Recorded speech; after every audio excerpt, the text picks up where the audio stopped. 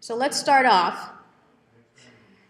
And this is not going to be in any particular order, so I'm going to go over the features sort of as I have them.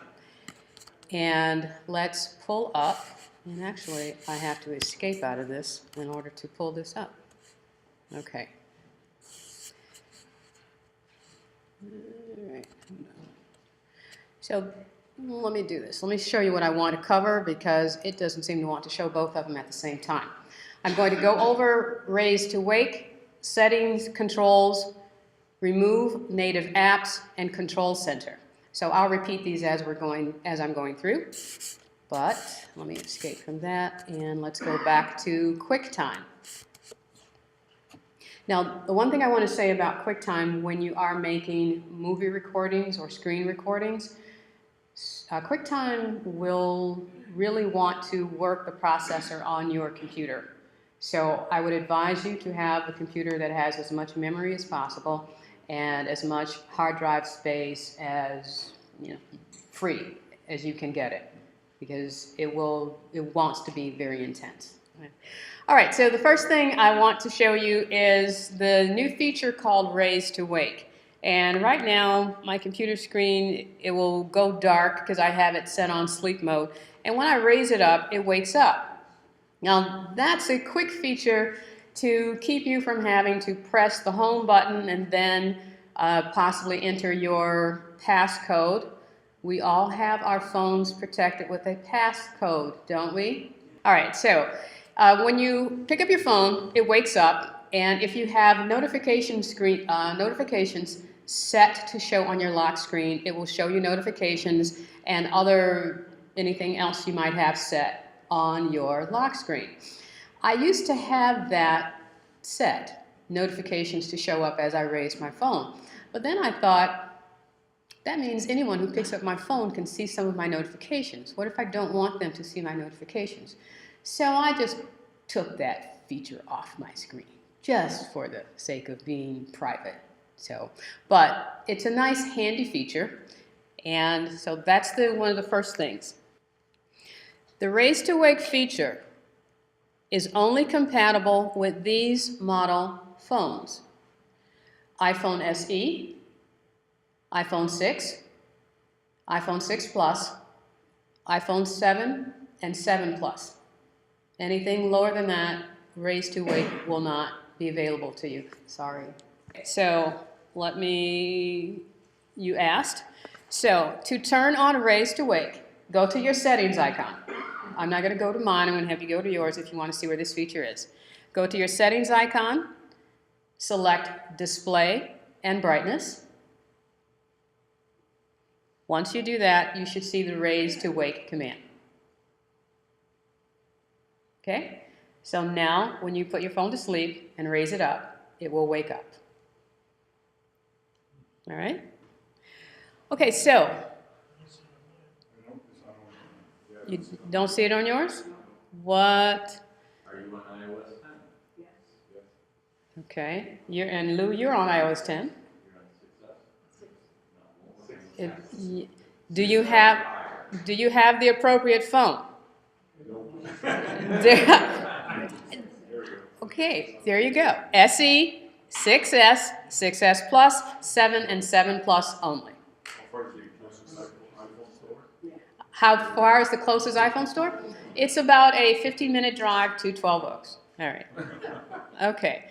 All right, so now the next feature I'm going to go over is quick access to your settings icon, or to settings on your home screen. So the settings icon. Do all of you know what the 3D touch is? I got some of the most interesting looking blank stares. Okay. All right, so 3D touch is when you press on that icon and just hold it. You press with a little pressure, and if you hold it, a new menu will pop up. Go ahead and try it. It's on the settings icon. It's called long press or a 3D press. You have to hold down on it, not just click it, not just touch it, hold down on it. Are you getting it? Access to it? Yeah. Yes, a little menu will pop up. This is called 3D Touch. It will allow you quick access to features of the app or icon. So with the settings, if you want it to quickly access the battery or Wi-Fi, Bluetooth, or your cellular data controls, you do that 3D press. It's also called a long press. So if you hear, yes, Alan? Is that also good only on the 6S and up? On the 6S or better. 6S or better. So I'm going to hold down long press, and you see that I got battery, cellular data, Wi-Fi. So now all I have to do is just slide my finger over the setting that I want to access, let go, and it takes me to that feature. So this is a quick way to access things internally instead of going to settings, general, so it makes it easier for you. And that's what a lot of the features in iOS 10 do. They make things easier for you to access. All right, the next item I want to cover is a lot of people don't like some of the native icons of the iOS. Like they think that stocks shouldn't be necessarily on the home screen, or they want to get rid of it because they never use it. Well, now you can actually, let me hold this down, and I don't want to long press, but see if I can get it to wiggle. There you go. So I lightly touch them, and you know that when they're doing a little dance, that means you can delete the icon. Now you can actually delete, and I say this cautiously, you can delete the native icons.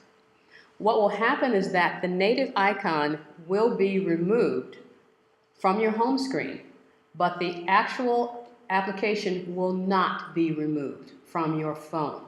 Because if you remove the actual icon, it can affect the operating system.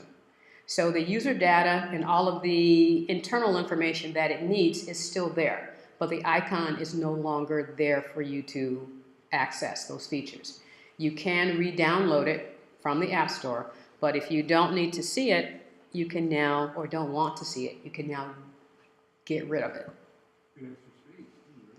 No, it does not remove the user data. I mean, extra space on the screen. Well, you have so many screens, you know, and you can create folders as well. So there's, to me, there's no reason to remove it. You can put it in a folder, or you can put it on the last screen so that you never really see it. So, but it's your decision. So that's the one thing about Apple products, is sometimes it's your decision what you want to do and what you want to see. Okay? Did anyone know that? For the non-native apps, if you click the X, that app and its user data is removed from your phone. And they always give you the warning that this is not, undoable.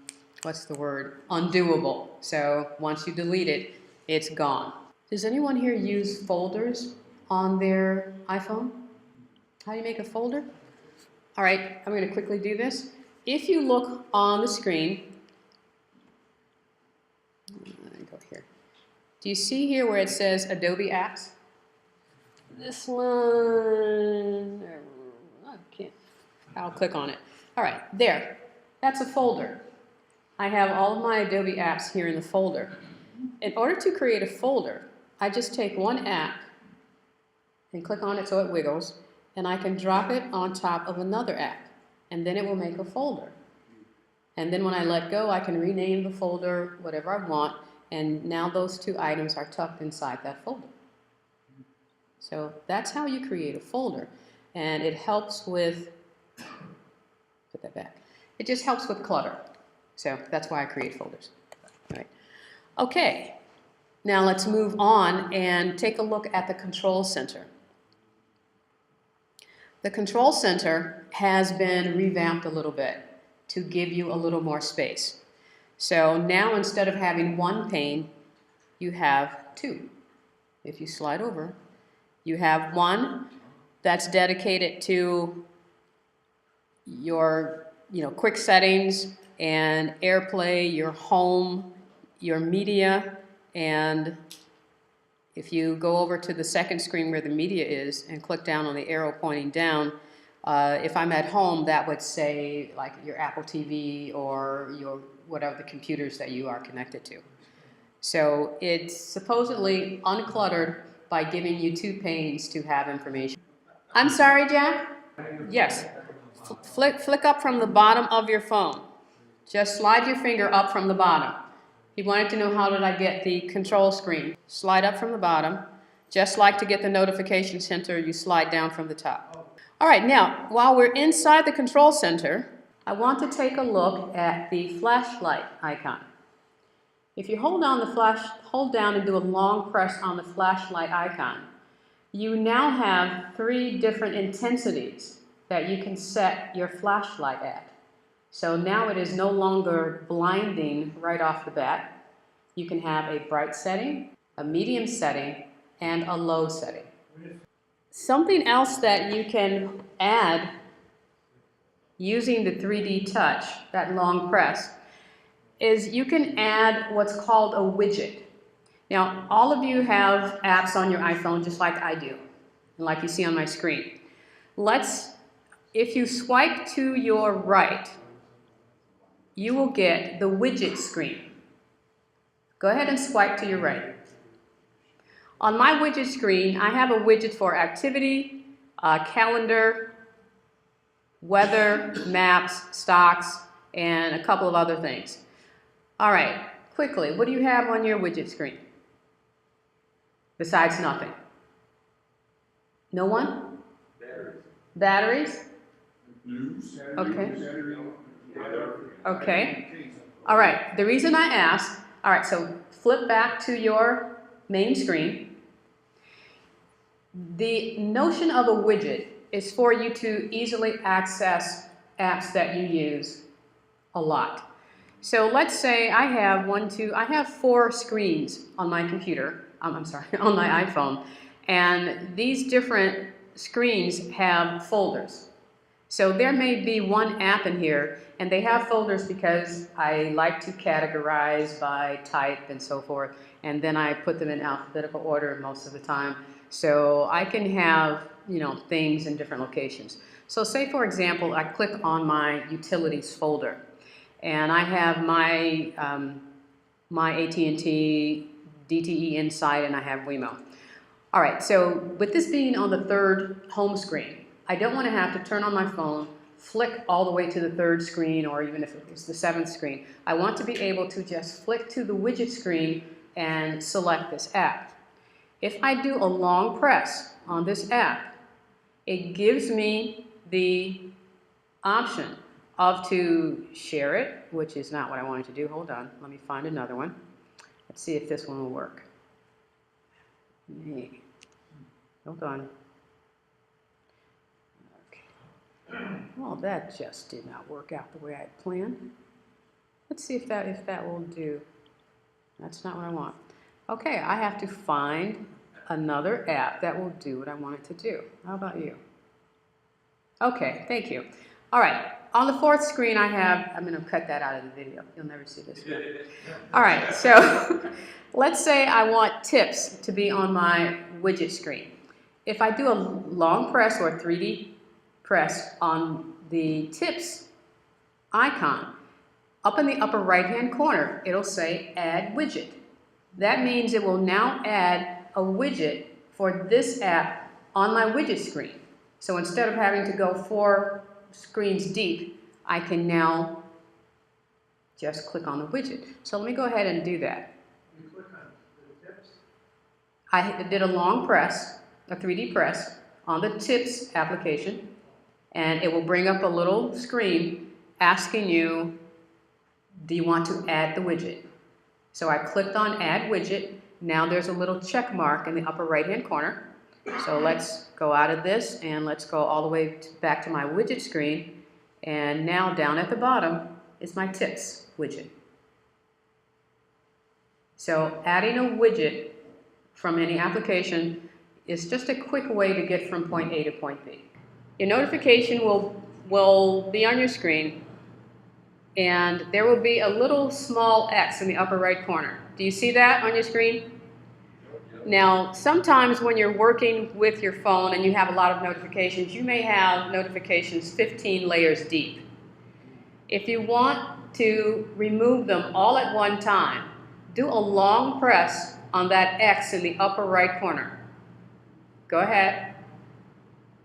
And it will pull up a Clear All button. It will clear all of your notifications so that you don't have to go through one at a time to clear them. And sorry that I don't have a notification. The next thing that I wanted to go over was from the clock feature. Go to your clock and launch it, please. And you have your world clock, you have alarms, and you have a new feature here called Bedtime. Now, if any of you are type A personalities like I am, you usually get into the zone about 7 or 8 o'clock at night, maybe 9. And once you get into the zone of what you're doing, you could possibly be up until the wee hours of the morning. Raise your hand. Raise your hand. Raise your hand. All right. I know. Hey, I know. And those of you who didn't raise your hand, I know too. All right. So this is a bedtime reminder. And as silly as this may sound initially, as it did to me, this is so helpful to me because I set it to remind me that it is time to go to bed. And I pay attention to it. And now I get my 7, 8 hours of sleep, and I'm a much better person. Yes, Jack? So you're asking me, can this wake you up to a radio station? The question is there some way for like an alarm to wake you up to a radio station or something a little more pleasant than... Let me finish with this for a second.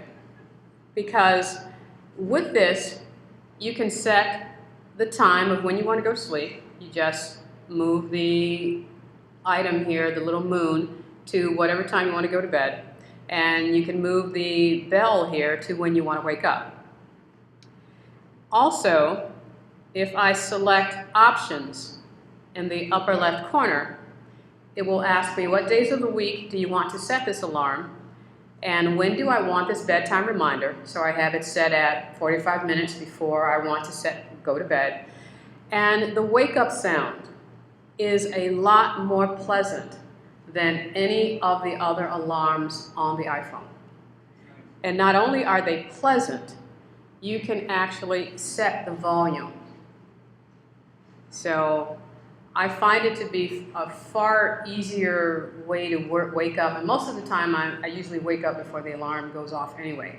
That's a benefit of getting sleep, wow. But being able to set the volume is really favorable for me. So your wake up sound, you can select it, and the and the volume you can set. Years ago, before I had my iPhone, I had a darling little Sony Ericsson flip phone. And what I liked about that Sony Ericsson flip phone is that it could actually announce who was calling me. Now the iPhone can announce who's calling you. Okay? If you go to Settings and go to Phone, you will see an Announce Calls option. So let's go to Setting, and let's scroll down to Phone, and Announce Calls. So with this set, you can tell it to always, or only on headphones in the car, when you have your headphones on in your car, or headphones, or never. So now, and it pulls from your contacts. Correct, it is. It'll pull in the number from your contacts, and it will announce who's calling. Because what you can do now is have your voice over internet calls act just like a regular call on your iPhone. So with apps like Facebook Messenger, is it Facebook Messenger? Or WhatsApp, yeah, Facebook Messenger, WhatsApp, Skype, they'll act like regular phone calls, and they will show up on your recents list in your phone list. So more features. Is that also true for Magic Jack? I'm not sure about Magic Jack. I haven't seen Magic Jack listed anywhere. Okay, the next item that I wanted to show you was transcripts. If you can't answer your phone immediately, when you do get a voicemail, that voicemail will be transcripted, and the transcripts will pop up for you, so that if you can't answer the phone, you could possibly read the call when it comes in. Can you copy and print that or send that text? It looks like it. Looks like I can copy it. There you go. And I can share, so yes, you can. All right. Is that the respond with text I have not seen respond with text for this. The transcripts are mostly pretty good. Sometimes they really butcher the message, but a lot of times that depends on the person and their enunciation too. So, but most of the time it's pretty good. Because now you can't see, you have no indication that there's a transcript anywhere. I clicked on the voicemail icon, the bottom right of the screen, and I know that these are voicemails with transcripts, and if I click on just a white space on any of those voicemails, the transcript will pop up. On the phone, on the computer, on any device. I'm going to go to mailbox and I'm going to select my trash folder. And I'm just going to select any mail. I'm sure that you have all received an email that has to be about 2 miles long. With me? And in order to see the images, you have to scroll all the way down to the bottom and click on that little button that said load images. Then you have to scroll all the way back up to the top to start reading this. This is like a, oh my gosh, no-brainer, why didn't you do this before? Now, there is a load all images button at the top of every email. Where? If you already have your images loaded, it doesn't show. But this is an email that I don't have the images loaded. So in the upper left corner of this email, you'll see load all images. All right? And if you don't see it, you can look at my screen and see it. Yeah, and it will load all the images. I'm sorry? Okay. And the other feature that you would also have to scroll down at the bottom for was to unsubscribe. Because any email that you get that's generated from a email list is going to now automatically generate this unsubscribe button for you, so that you don't have to scroll all the way down to the bottom to unsubscribe. So this is a feature that once it popped up, it's like, where have you been? Because it should have been a no-brainer in the very beginning. All right, now let's move on. This is another thing that has been very helpful to me because my eyes aren't as good as they used to be 20 years ago. They aren't as good as they used to be 2 years ago still. And it's a downhill slide. It's a slippery slope here. So there are many times when I need to see something, and if I don't have my magnification glasses with me, I need some help. So now with the camera, I can use it as a magnifier. And this setting is available if you click on your settings icon, go to General, select Accessibility, and select Magnifier and turn Magnifier on. Now that you've done that, click your home button to bring you back to your home screen. And if you triple click on your home screen after you do that, it will bring up the camera for you to use it as a magnifier. Settings, general, and then what? Accessibility, settings, General, Accessibility, Magnifier, then click back to your home screen, and then triple click on your home screen. And it'll bring up the camera in magnification mode. And you just slide using the slider to magnify whatever you're looking at. Once you activate, then you go back to your home screen and triple click on your home button. 1, 2, 3. Triple click. That's worth the price of admission right There there. you That one, go? Okay. without a doubt. All right. And you can leave that on all the time. Just triple click. Yes, it's on all the time. Just triple click. Okay, let's move on. I've already got my approval, so I'm happy today. So thank you. Glad you like it. Another feature you can do with the camera, and this is sort of an odd one, so let's see if this works for me. Siri doesn't want to talk to me on my phone. All right, so if you say, "Hey Siri, take a selfie," Hey Siri, take a selfie. it should open up the camera, the forward-facing camera, and the only issue with that is that you have to then push the button. It doesn't take the selfie for you. So it's an easier way to access the camera to get ready to take a selfie. So it's sort of half-baked a little bit. All right. Next thing that I want to go through, which seems to be the item that they spent the most time with in this iOS, is messages. Messages can do a lot more for you now, and they even have a Messages app store for you to use. But the first thing I want to show you is something that I do. I spend a lot of time looking at websites, surfing, and there are times when you want to save something to possibly look at it later to bring it up. So you can send a link to yourself, and previously that link was just letters, words. If you didn't put a title on it, it really had no connection to you when you saw it. So now they have what they call visual link. So I've sent these links to myself, and it gives me an image of what I was viewing from that web page. So now it makes a little more sense when I want to go back to something. I don't have to just look at the link. It'll give me a visual representation of what I was looking at. So for example, I'm going to go to Safari,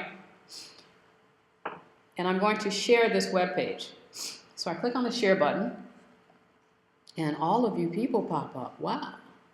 So I'm going to send this to myself. Okay, don't even try. All right, so now I've inputted my email, and I'm going to press the send button.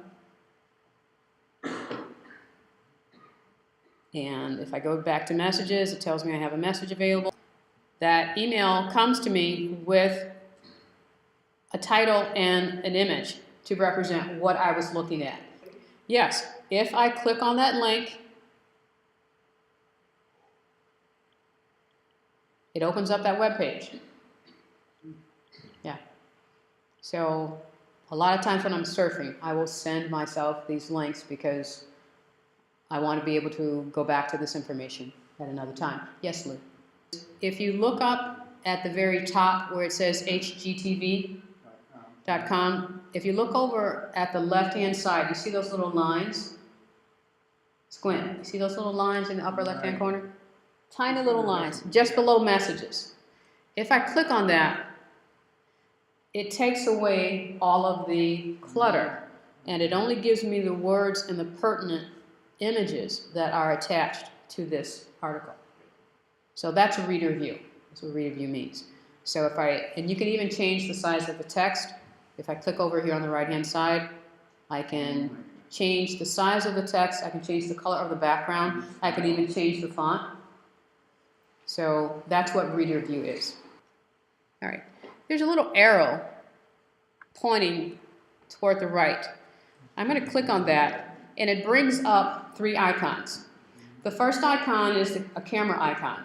So now if you want to take a picture of something while you're in the Messages app, you don't have to go to the camera icon itself, take a picture, send it to Messages. Now you can directly take a shot while you're inside of Messages. So if I just click on it, it'll bring up, you see down at the bottom? It will bring up the camera, and you can have it to be forward facing or backward facing. And it will also show you the pictures that are in your camera roll.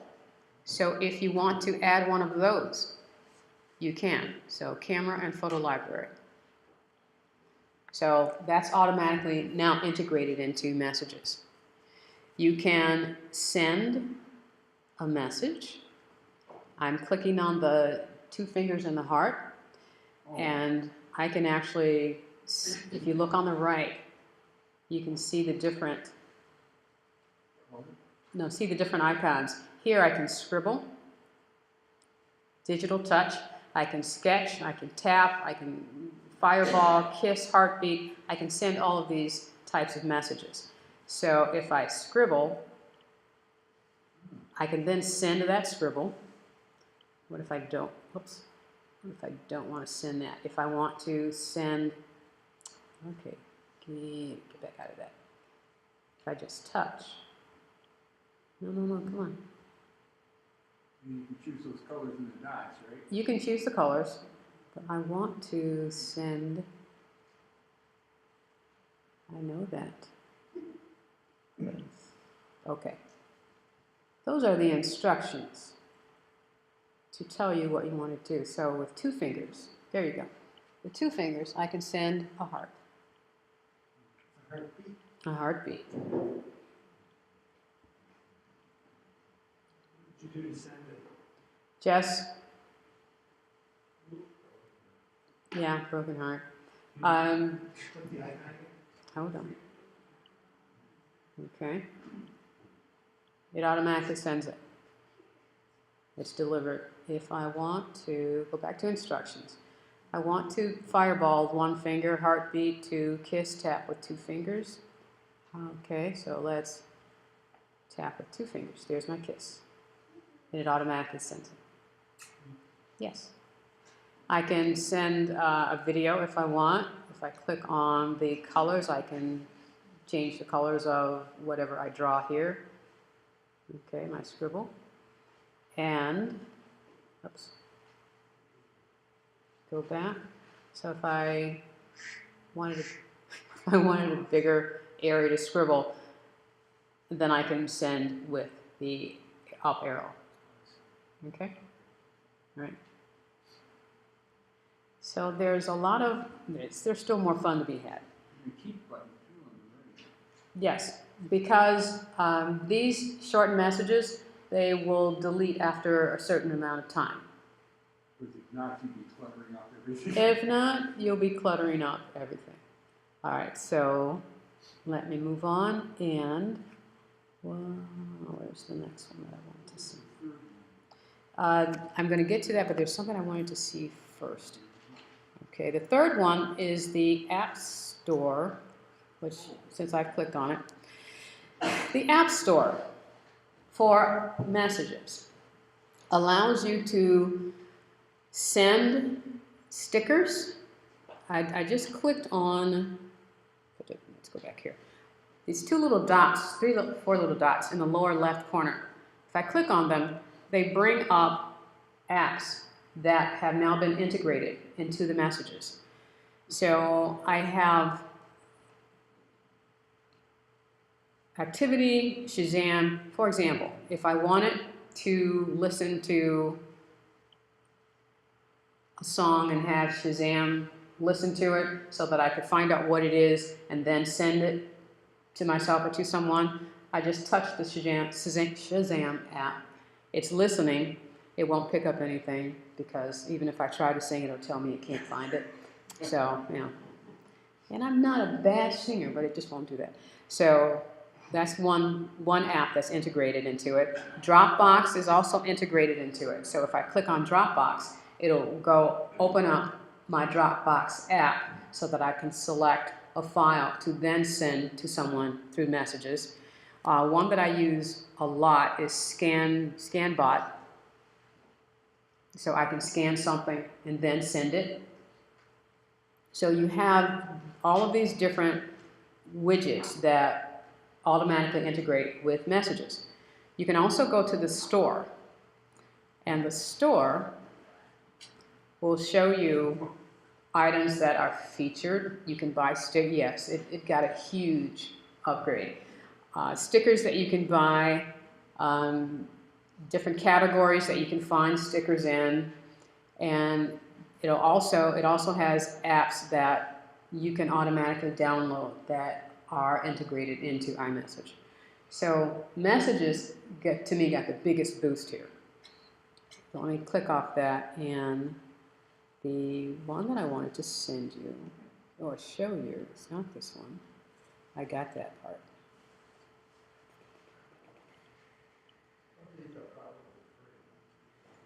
Some of them are.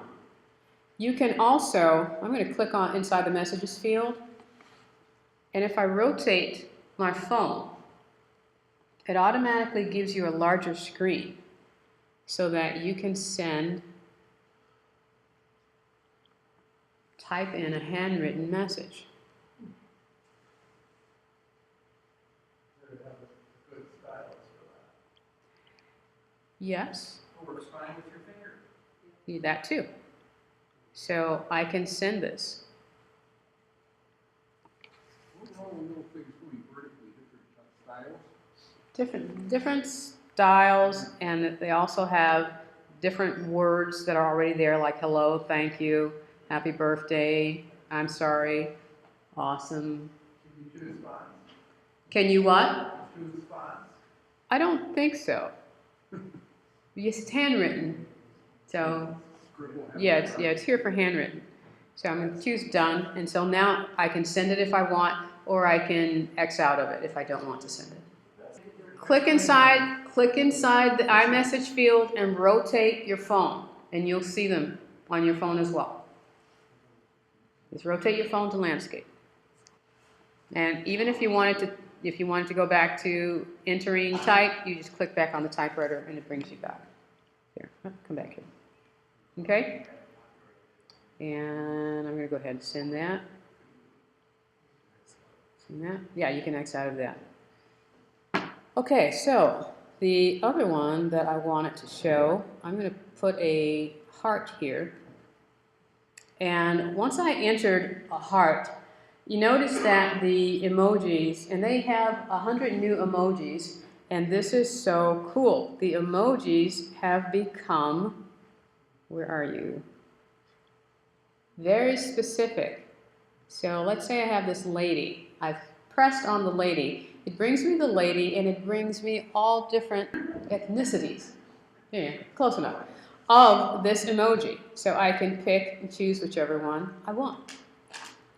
And for the first 3 emojis, they're all larger. Once I select the 4th one, then it goes down to normal size.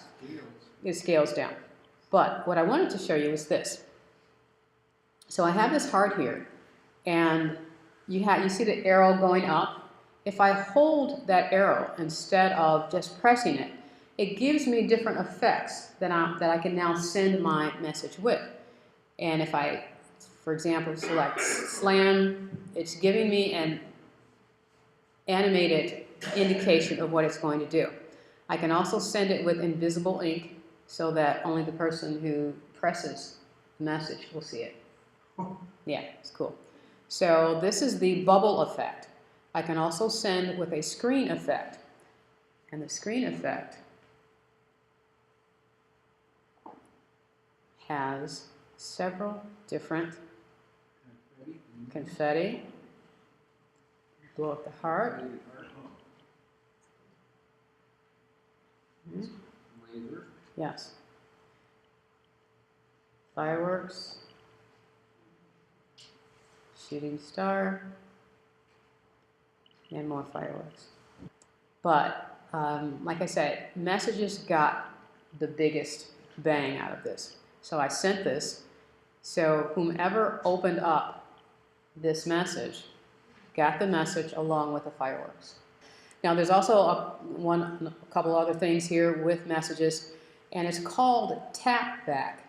So if I wanted to respond to a message that's already here, all I do is hold down my finger on the message that's there, and I can respond in these different ways.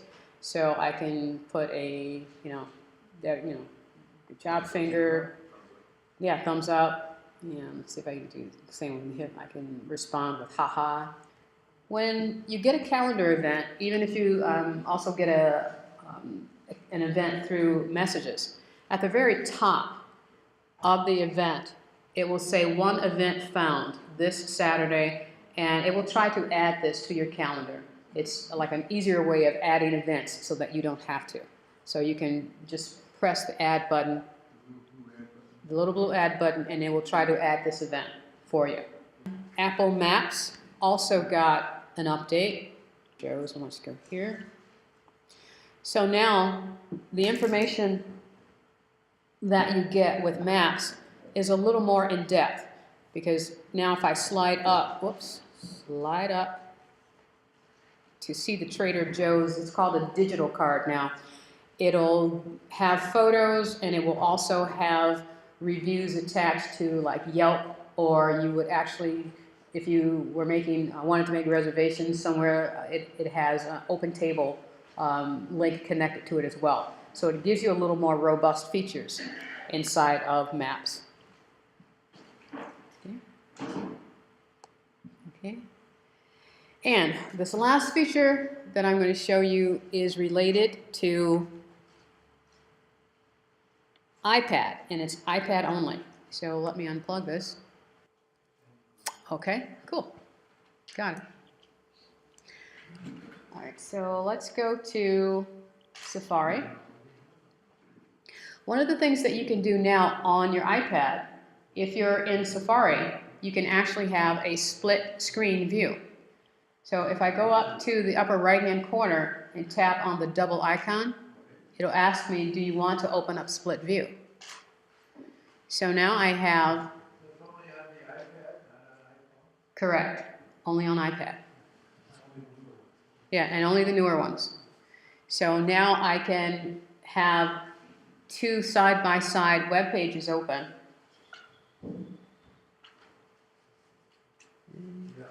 Come on. All right, so I can look at one, surf the other. Something that I normally do on my computer. So now I can do this on my iPad.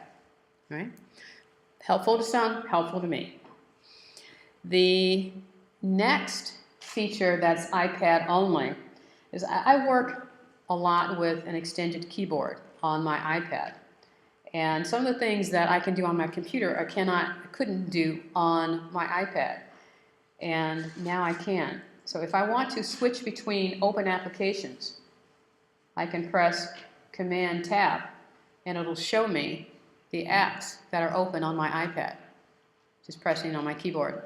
So if I want to go to any one of them, I just select it. No, because this is specifically with a extended keyboard. All right, so let me do this. I'll see if I can run this. What do you mean when you say extended key? External. Oh, external. External, yes. Now, to be fair, I haven't tried to use it with, I know that there's some keyboards that come with it, like in a case, so I haven't tried it with those. So, and with the on-screen keyboard, it's not the same. You can't do the same things. So, what I may or may not be able to show you because we're on this Wi-Fi, but if you look at the screen, do you see the icon in the lower right corner?